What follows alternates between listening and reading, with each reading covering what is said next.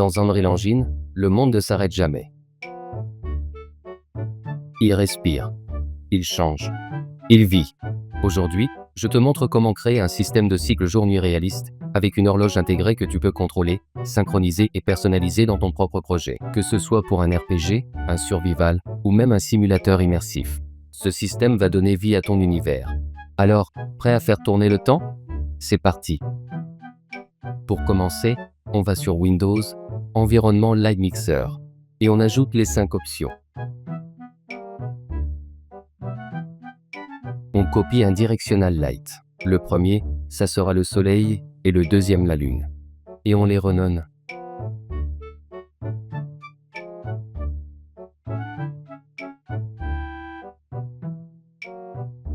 On va sur le soleil, on reset la position, et on met -90 en Y. On va sur la lune, on reset la position, et en Y, on met 90. On ajoute 3,5 dans l'intensité, et une petite lumière bleue qui va bien. Et on le rend invisible. On sélectionne Exponential Fog. On change la densité en 0,035. Plus bas. On décoche bien Volumetric Fog pour le moment. Et on ajoute 4,5 sur Scale. On sélectionne le fog, le soleil et la lune. Et on ouvre le level blueprint. Clic droit pour créer les 3 références. Et à la volée, on crée une variable qu'on appellera DyeSpeed.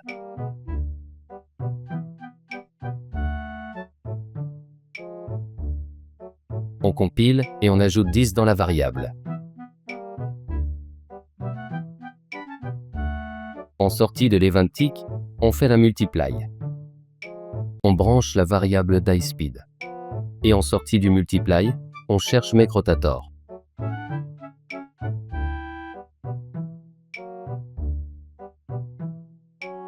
On branche sur le Y.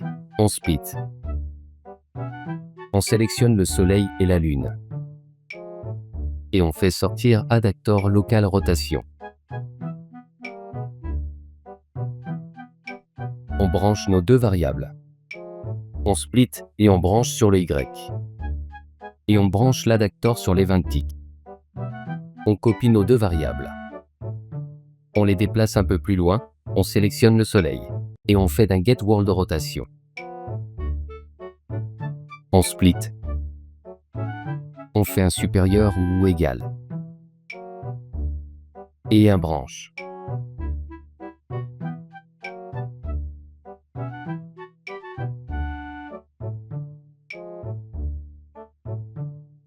Sur True, on affichera la lune et on désactivera le soleil. Et sur False, on activera le soleil et on désactivera la lune. On fait sortir des Set Visibility.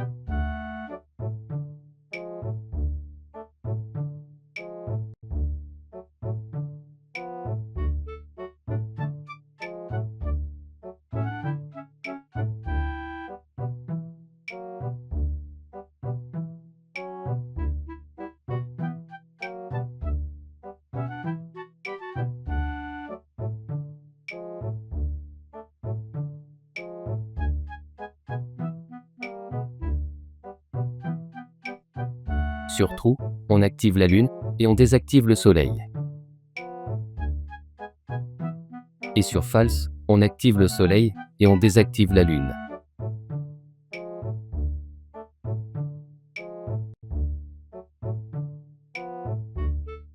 On retourne en jeu et on teste.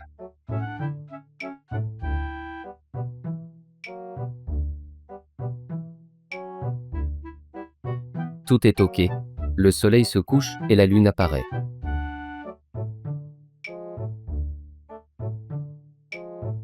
Maintenant, on va s'occuper des images de la lune et de l'atmosphère. Je vous ai mis en description les images à télécharger. Une fois que vous les avez récupérées, on retourne en jeu et on va créer un nouveau dossier. Et on copie les images.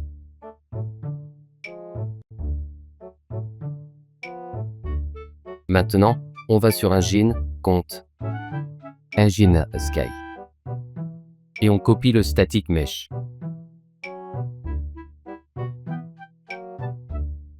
On le renomme. Une fois que c'est fait, on crée un matériel. Clique droit sur le matériel pour créer un matériel instance. On fait glisser notre sphère sur la map. On reset la position et on ajoute 50 000 en scale. On ajoute notre matériel instance.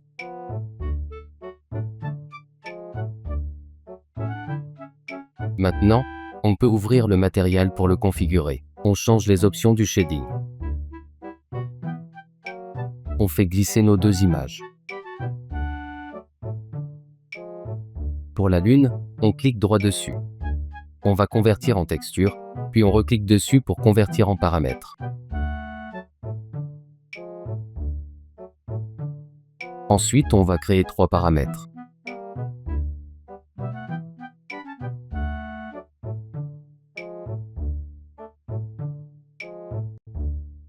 On les renomme.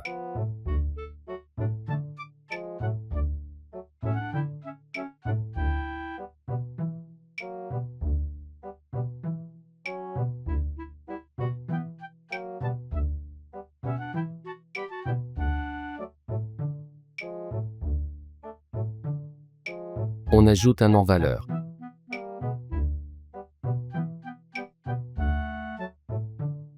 On ajoute un multiply pour la sphère. Un add. Et on branche sur l'émissive. Pour la texture de Lune, on cherche Sky Atmosphere Image.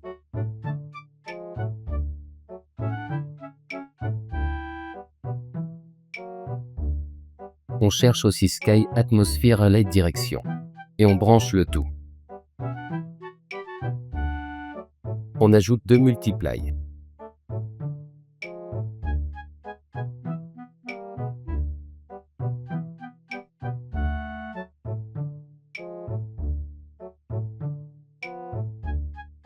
Et on branche sur l'add. On place les paramètres dans Détroit et groupes.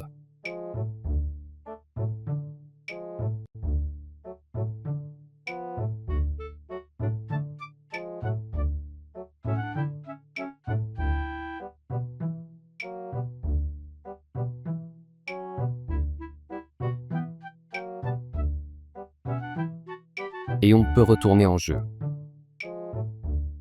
Maintenant, si on regarde notre Soleil, on voit que la Lune est bien affichée. On sélectionne la sphère, on va la rendre invisible. On sélectionne le Soleil. On va changer la taille. On va mettre 3,5 en source call.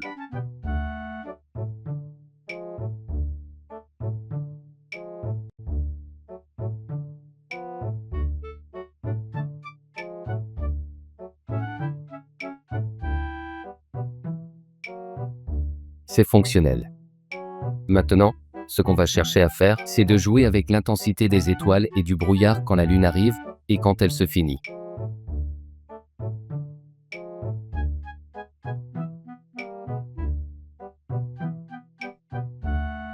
Pour ce faire, on sélectionne notre sphère. On retourne sur le Level Blueprint. On clique droit et on crée la référence. Et on la branche sur les mêmes visibilités que la Lune.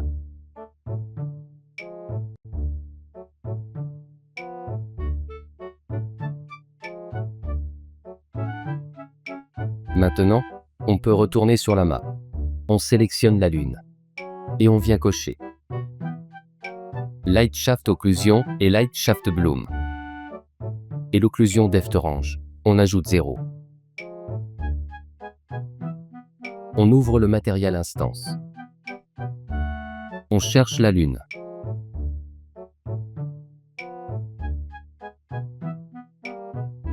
On active Moon Scale et Star Intensity.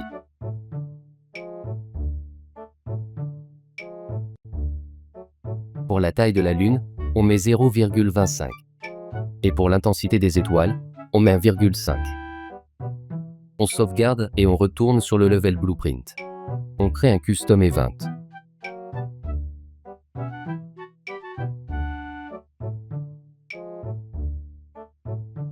Maintenant, on va aller chercher le matériel instance de la sphère. On prend notre variable et on fait sortir create dynamic material instance.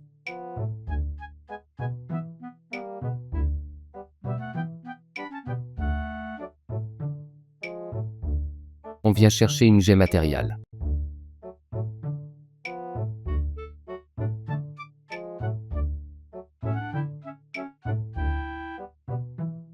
Et on branche sur la source. Pour le nom, on ajoute le nom du matériel instance. J'en fais une variable.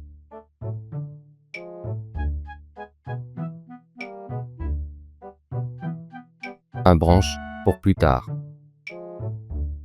Et je le fais sortir sur le custom event.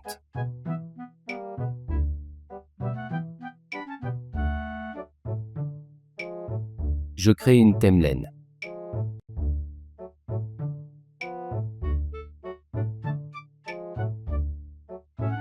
Sur true, on branche play. Et sur false, je le branche sur reverse. Je clique dessus. Maintenant, on va créer deux tracks. Une pour les étoiles.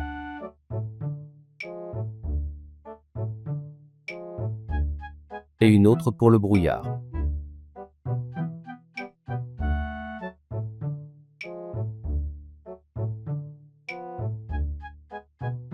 On va faire en sorte qu'elle dure 9 secondes.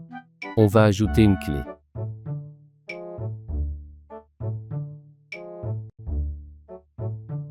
Zéro pour la longueur. Et on va mettre 4 pour la valeur.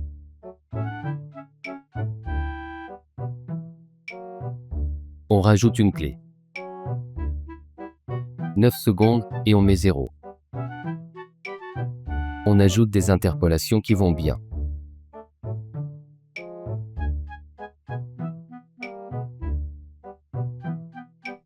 Pour la deuxième, on met 0 en longueur et 0.05 en valeur. Et on sortit.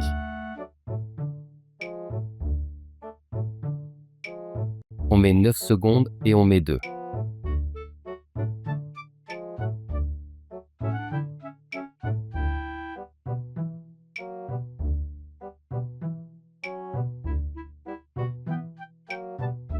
On ajoute notre variable AMDScal. Et on appelle cette scalar parameter value. Pour le nom, on ajoute le nom du paramètre. Star à intensity. On branche value sur star.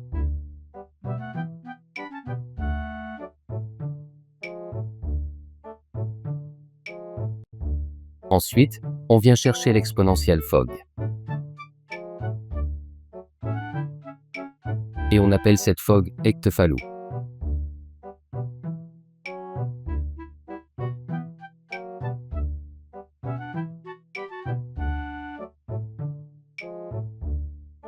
Et on le branche sur fog. On compile. J'ajoute ma variable sur le finished pour décharger la mémoire. Maintenant, on a une timeline qui contrôle l'intensité des étoiles, les nuages et les brouillards. Sur play, ce sera pour le début de la nuit, et sur reverse, ce sera pour la fin de la nuit. On range un petit peu.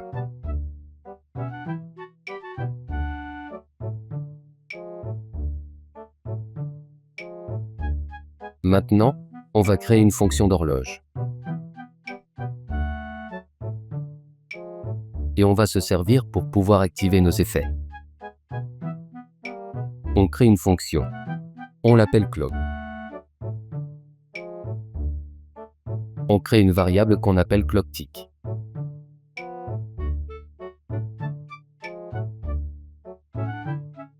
On crée une variable en input. On fait sortir un multiply. On ajoute 240. On sort un plus.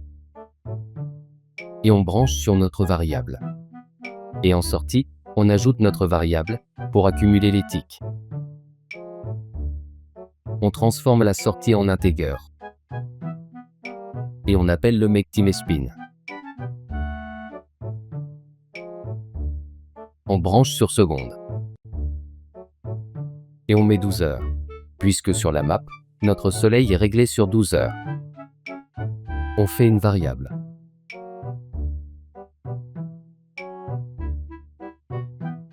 On fait un break. Et on crée une variable des heures. Et pour finir, on va faire un débugage pour afficher l'heure en jeu.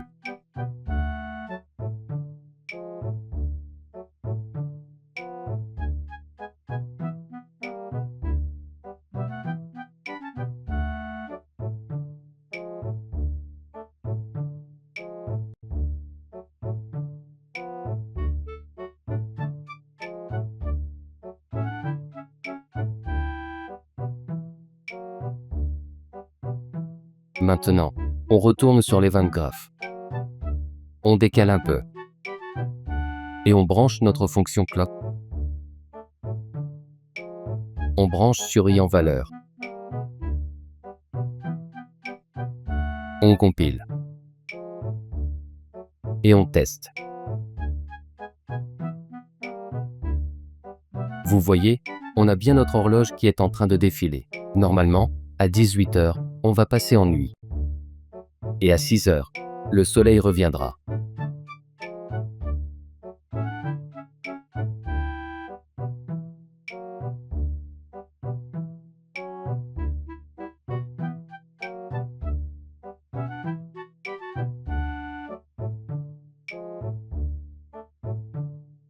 On retourne sur le level blueprint. Et maintenant qu'on a notre variable, on va pouvoir activer la timeline pour nos effets.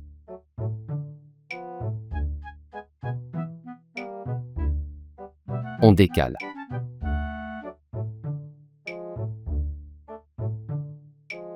On commence par créer une séquence. On vient chercher notre variable heure. On fait 2 égales. Un pour le début de la nuit et un autre pour la fin de la nuit. On fait un or booléen. Un branche.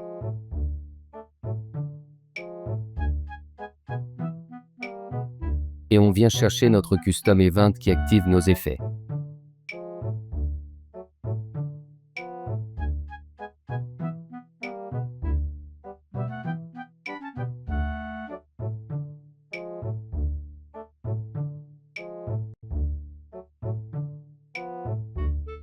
En valeur, on met 18 heures pour le début de la nuit et 1 heure pour activer les effets de fin de nuit.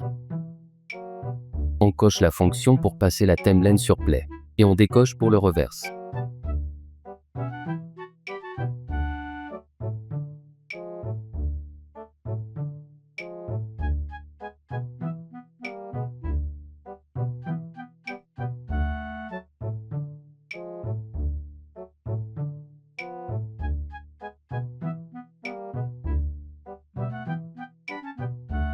On va ajouter un do 11 pour couper le tic. Le reset, ça sera le false. On fait un branche.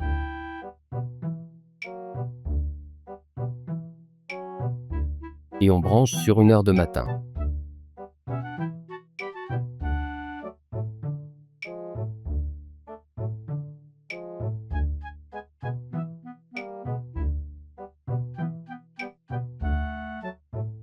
On fait un autre do 11. Le reset, ça sera la séquence.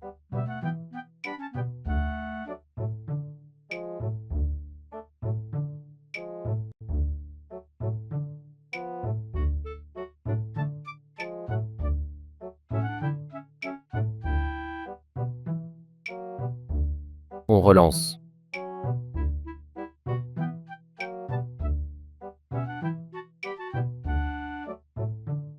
Donc, à 18 heures, les étoiles commencent à apparaître et les nuages vont s'atténuer.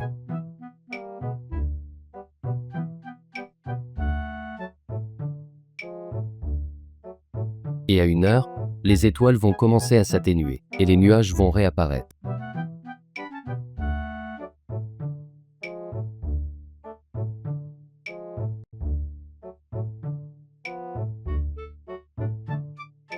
Maintenant, on va faire en sorte de changer la vitesse de rotation du cycle pour le rendre plus naturel. Mais avant tout, je vais vous parler d'un bug. Pour ce faire déjà premièrement, on va couper le programme pour rendre le bug actif. On relance.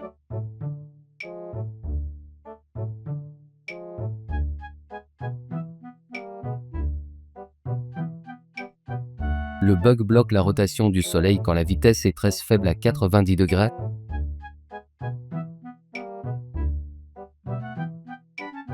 Pour vous montrer le bug, on va sélectionner le Soleil et on ajoute moins 110 en Y. On retourne sur le level blueprint. On change la valeur de la variable DieSpeed et on remplace par une vitesse faible genre 0.5. On retourne en jeu et on teste.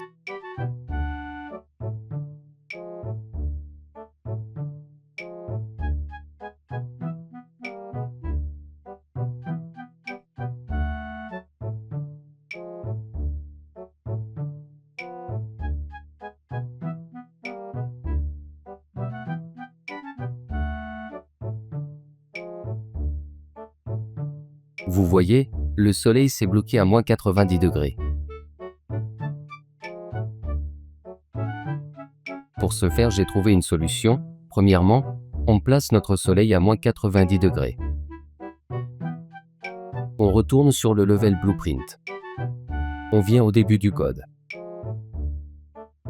On décale le T. On vient chercher la variable de notre Soleil. On appelle un getWorldRotation. On split.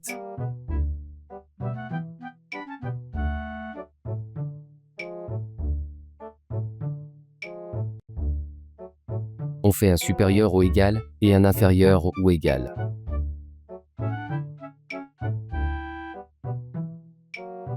On branche sur le Y.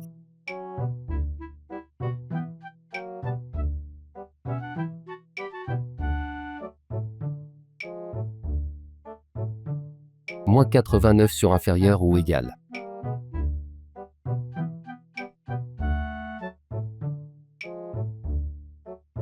« 89 sur le supérieur ou égal. Et on appelle un OR booléen. Un branche.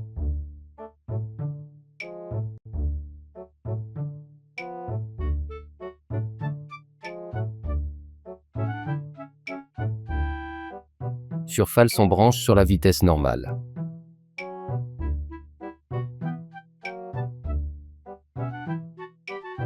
On copie cette partie du code.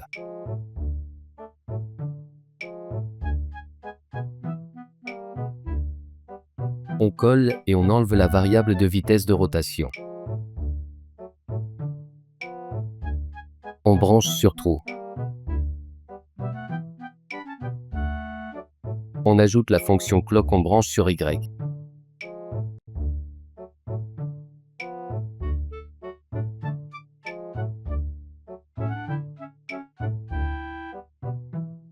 On branche sur le delta de l'éventique. Le but, c'est qu'à moins 89 degrés, on donne une impulsion de vitesse de 8 pour corriger le bug. On ajoute 8. Et à 90 degrés, on repart sur la vitesse normale.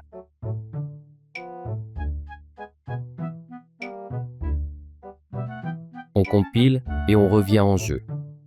On met moins 100 degrés pour le test.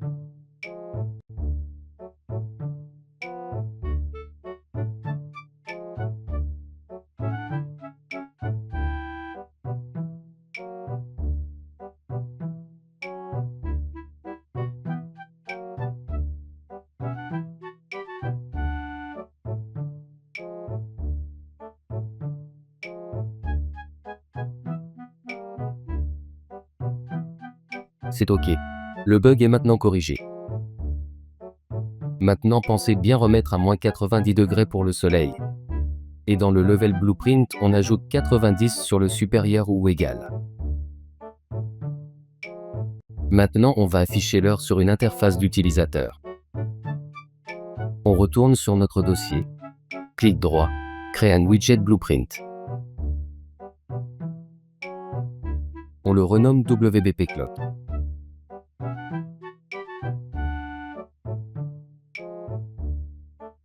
On ajoute un canevas, un texte,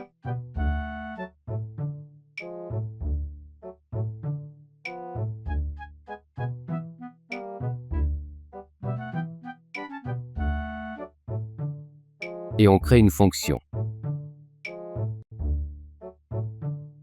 Pour ce faire, on va se servir de notre player controller. Le mien s'appelle PCTRA. Attention, j'ai personnalisé le nom du mien.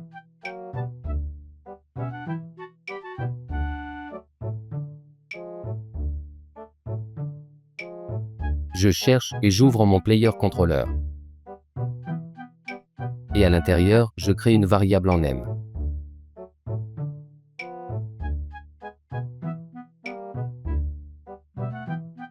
On compile. Je retourne sur WBP Clock, et sur le WBP, je viens la chercher la variable name depuis mon player controller.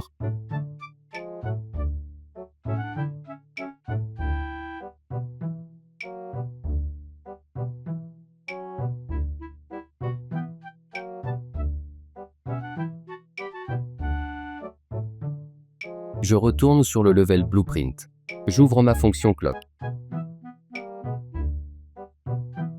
Et maintenant, je vais chercher mon player controller.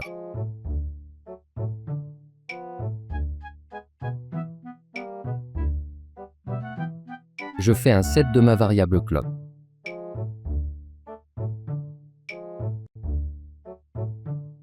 Et on va brancher l'heure dans la variable.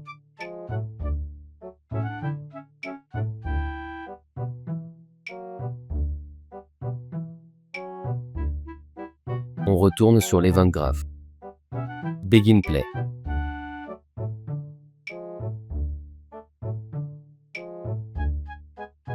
Create Widget, on ajoute notre WBP Clock.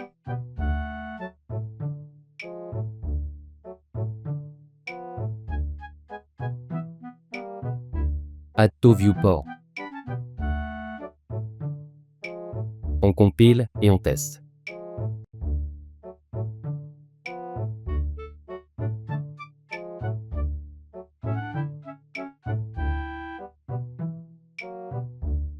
L'heure défile bien, mais on n'a pas de 0 entre 0 et 9 secondes.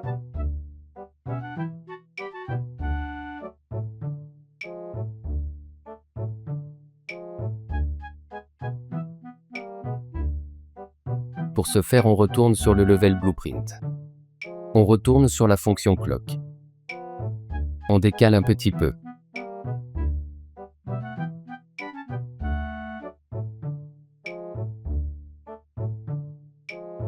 On appelle un format texte.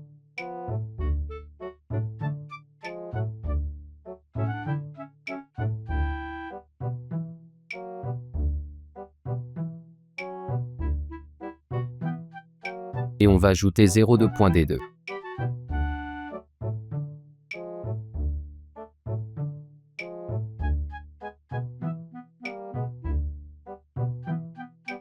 Ensuite, on fait un taux texte.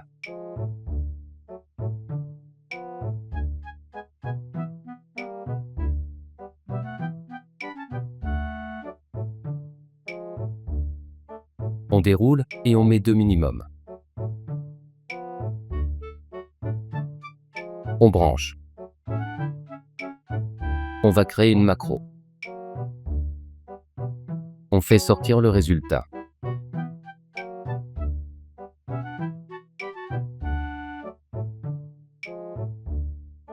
On renomme la macro.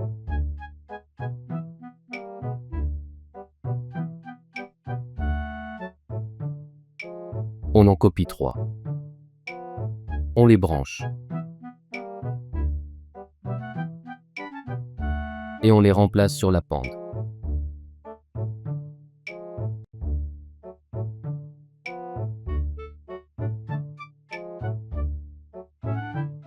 On retourne en jeu et on teste.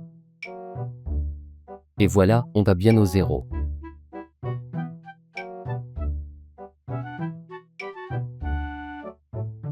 On va augmenter la vitesse pour que ce soit plus clair.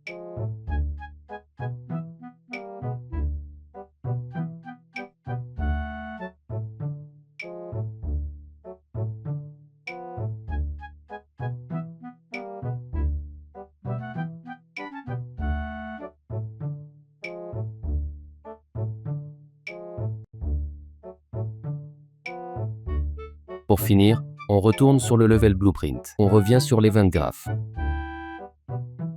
On va ranger un petit peu.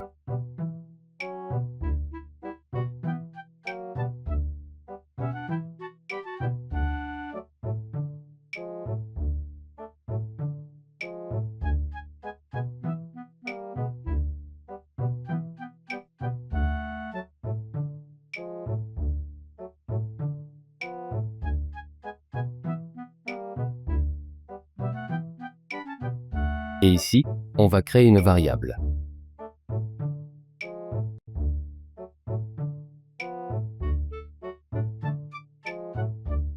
Et on va l'ajouter ici. On pense bien à en mettre 0.5 sur la variable DieSpeed.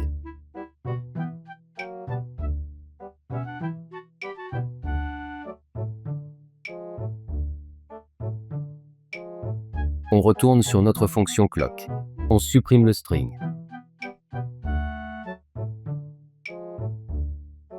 Et on compile. Et voilà. Ton monde respire, ton horloge tourne, et ton soleil se couche là où il faut. Tu peux maintenant programmer des quêtes qui ne s'activent qu'à l'aube, faire dormir tes PNJ à 22 h, ou même synchroniser des événements avec l'heure réelle. Si cette vidéo t'a sauvé d'une crise existentielle face à un directional light récalcitrant, like, abonne-toi, parce que la prochaine fois, on parlera peut-être de pluie qui tombe. À la prochaine.